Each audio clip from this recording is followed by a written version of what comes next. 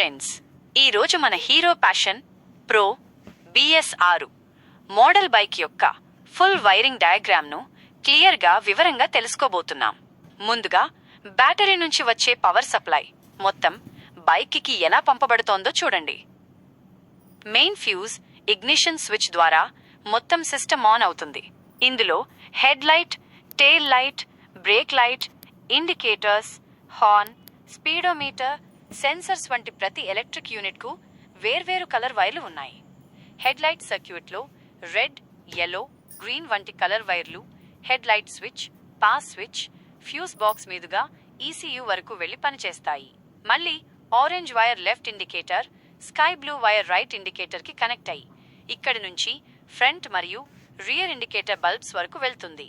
తర్వాత CDI unit, ECU, starter relay, fuel pump వంటి modules మధ్య భాగంలో ఉన్నాయి. CDI, ECU మీద గమనించండి. Bike start, ignition, sensor inputs వచ్చింది. స్పార్క్ ప్లగ్కి కరెంట్ పంపుతుంది. స్టార్టర్ రిలే నుండి స్టార్టర్ మోటార్కి స్ట్రాంగ్ పవర్ వస్తుంది.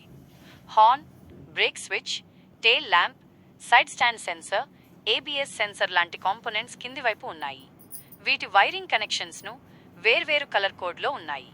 Break switch, ABS sensor, fuse బాక్స్లో 7A, 10A, 15A ముగ్గురు ఫ్యూజ్ రేటింగ్స్ ఉన్నాయి. బైక్ సేఫ్టీలో ప్రతి ఫ్యూజ్ కీలకం. షార్ట్ సర్క్యూట్ నుండి మొత్తం ఎలక్ట్రిక్ సిస్టమ్ని రక్షిస్తుంది. ఇక్కడ చాలా వివరంగా ఉన్నాయి. మెకానిక్లకు ఇది A to Z గైడ్ ఇస్తుంది.